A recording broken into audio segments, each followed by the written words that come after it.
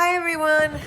So I've been working on designing a digital junk journal kit that will go all together, that will allow you to create your own little beautiful, fairly simple junk journal similar to this. I have been creating some different prototypes as I'm figuring out the kit.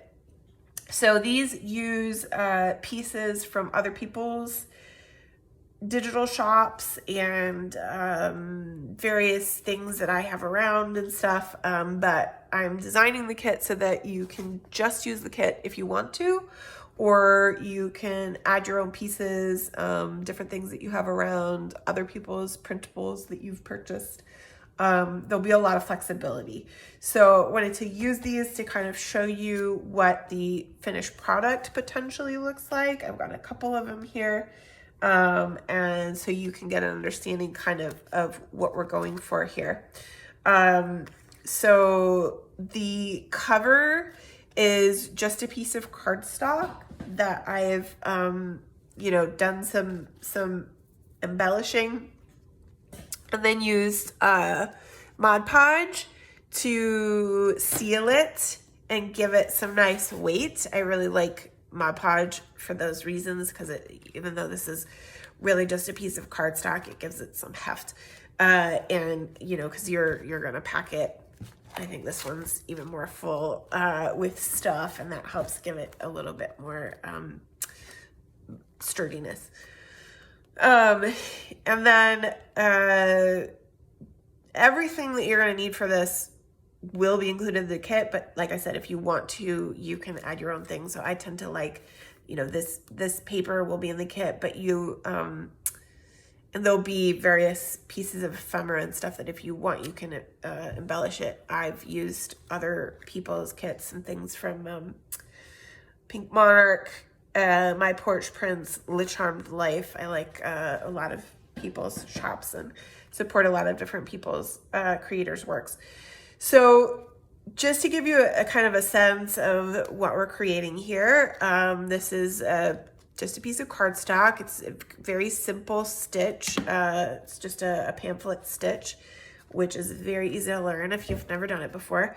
And then it's the kit itself is going to come with all the pockets that you need, all the ephemera for the insides, the papers for the pages, lots of little pieces that you can add to it in different ways, the whole 9 yards. So this is what one of my prototypes looked like, so you can get a sense of what we're going for here. So in the kit, so basically what I've done here is with this, so I have a new set kind of prepared to make here for you. So I've gone through and printed out everything from the kit, and you'll see there are 8 of these designed pages in the kit. Lots of purples and blues, very pretty designs. And you can either just use all 8. So I've been putting 8 pages inside of these. And it does get pretty full once you add all the different little pieces to it. So I probably wouldn't put a whole lot more than that in there. So you can decide if you want to just use the 8 pages from the kit, or you want to add. I tend to like to add other things, variations, smaller pages. I've got these kind of smaller papers that I have used inks and stencils on, coffee dyed paper, coffee dyed and stenciled. I like to have a little bit of a mix of different things in there. So it's up to you, lots of flexibility there. So my pages are ready. And so this is my cover. So this is, again, you'll find this in the kit, and there's actually 2 different options for you of this type of paper where it's designed kind of to be folded, and it has this kind of nice edging down the middle so that when you fold it, it comes out looking nicely like a cover. There's 2 of those. Actually, you can see both of the different ones. This is the same one, and then you'll have this one as well inside your kit. So you can use either of those, print them out on cardstock. I like to print things double-sided. So you'll have, I believe it's 3 different options for backgrounds that you can use that are fairly plain, but still nice and pretty, that you can print on the back side so that you'll have some color. You can see one of the other basic designs that I have on the backs of these guys.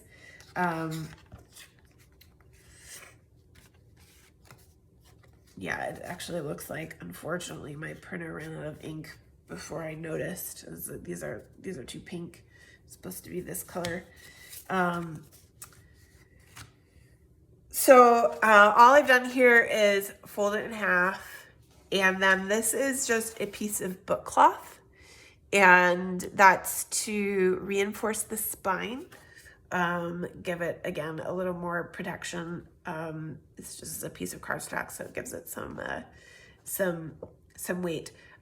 You can use fabric of some kind. I've seen people use nice ribbons for this, whatever you like, just to give that some little bit more weight there. So one of the things that I wanted to be sure to show you too is that, let me see actually if I have a piece. I don't have. So when I first started kind of really getting into this stuff, actually, maybe over here I do. Yes, I do. Look at that. I watched a tutorial on a crafting video that she just sort of casually tossed off about inking her edges, and I had no idea what that meant or how to do that or what that would look like. So I thought I would just do a quick little thing. Those of you who are experienced can skip over this if you want, but so I've been using historically mostly this archival ink that's sepia colored, so like you'll see on the kind of lighter colored pieces.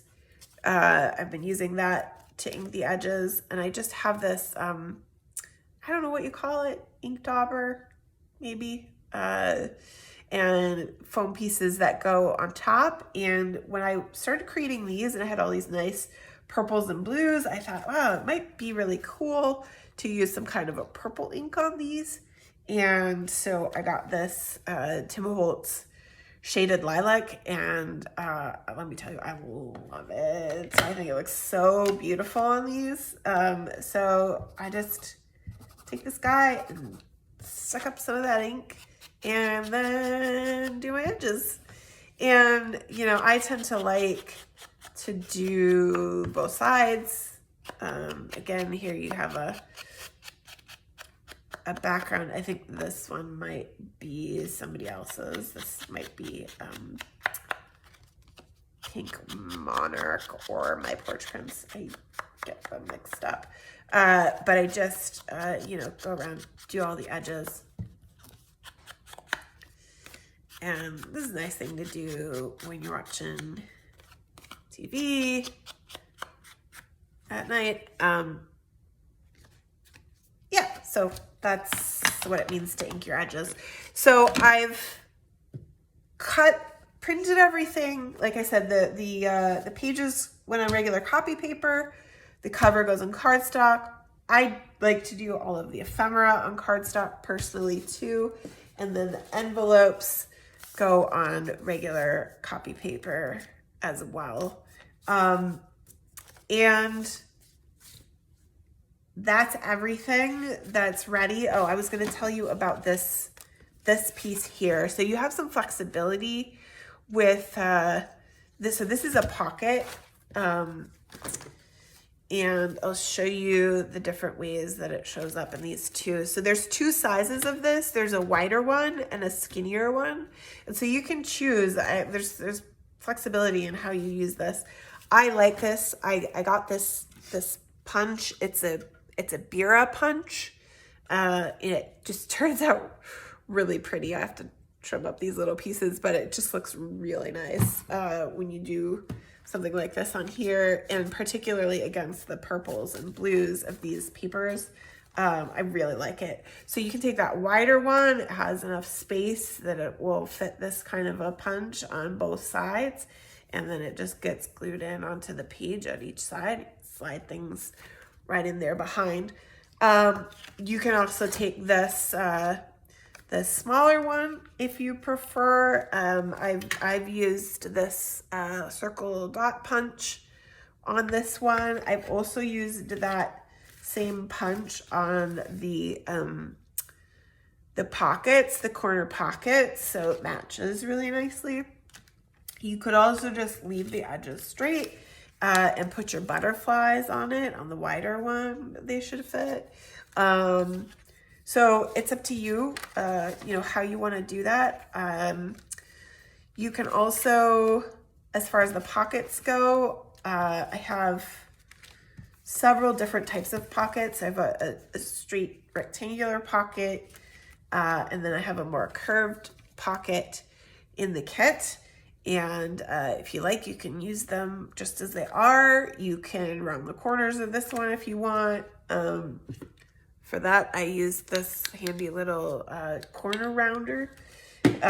You can also, I've left these straight just because I like this sort of pocket with the little indent in the middle, but I found with other people's kits that when they actually design it that way and cut it out, then I have to cut it, and it's annoying because I'm just not as good as precisely if I don't have to cut it, if I can just take one of these and use my circle punch with the bottom removed, and I do it so that I can see it, and then I can just punch it, where I want it, and it comes out perfect every time. Whereas if I have to cut it, I'm not very good at that. So I leave these this way, so that way it's up to you more if you have circle punch that you want to use. If you want to round the corners on this one, up to you. Some flexibility in those. So I think that's everything for materials. So that's your first step, is printing everything out, cutting it all out, inking your edges if that's what you want to do, how you want to approach it. Fold your cover, fold your pages, reinforce your spine, fold your envelopes together, and then we'll get started putting your journal together. All right, so let's make this book, shall we? This is actually my favorite part. It is just the assembly is so fun. So you've got all your pages. Just want to put them kind of in the order that you want them in. I kind of like to have one of these prettier papers on the outside.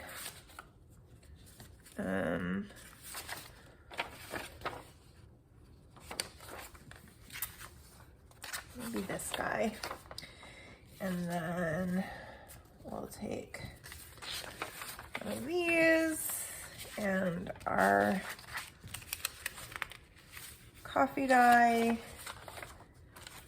and put this guy in here, this guy on the other side there, this guy, and then these two.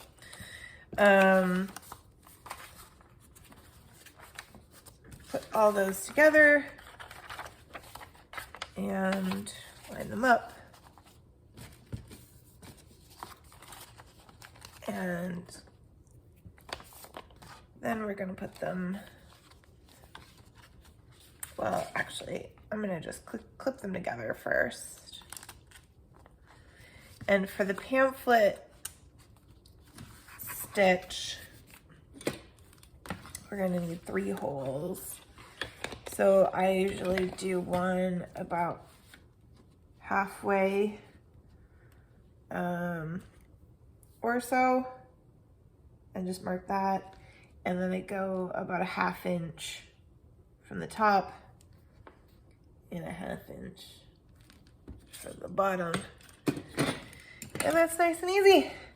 And so then I'm gonna line those up on the cover about where I want them and clip them in there. And I have an awl. I've had this thing for ages for poking the holes, but you can also use the needle. I think that generally is gonna work for you. Just gonna poke those holes right through all my papers and my spine. And then this stuff is already beeswaxed thread that is made for binding books. You can also use just regular thread. You can use regular thread and wind it through beeswax. The beeswax helps it give it some weight and keeps it together, I guess, for longer. But I'm doing about twice the length of my book, and I have a book binding needle that has a nice wide head that is no problem to thread. So just double check, make sure your pages are upright the way you want them. And I like, since I'm generally leaving the sewing showing on the outside, I don't really like to cover that up. I like the way it looks outside the cover, so that I want my end on the inside. So I'm gonna go through this middle hole first, just down like that, and leave myself just a little tail in there. And then come back either way. You can do either one of either the top or the bottom hole. And I come back up through there. Nice and easy. I'm gonna pull that out. Make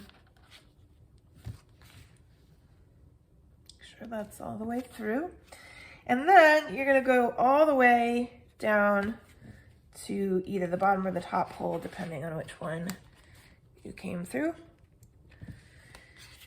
And then you kind of come back up through the middle hole again. And that's really just about it for your sewing. If you're not really a fan of sewing, I happen to love it with bookbinding. I'm not much of a sewing machine sewer. I don't like sewing buttons on, but give me a book to sew. And I love it. So I just got rid of my needle, and I've got my 2 ends, one on either side of this string right here, and I'm just gonna tie myself a couple of little knots to end that off. And I generally make my other end about the same length, long enough that they kind of lay there nicely. And that's your binding of your pages. So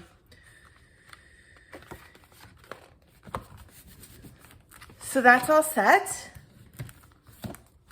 The basics of your book are together. And then you have your all your pockets and ephemera, and really there's no set way that you have to do this. I mean, you can honestly put this together however you like with these pieces. I will just show you the way that I've been doing it and why I built it this way. I am missing one of my little pockets here. I would find it. I don't know where he went. I've got such a nice pile. All right, well, here I was gonna do this nice video for you, and instead I'm missing my first pocket.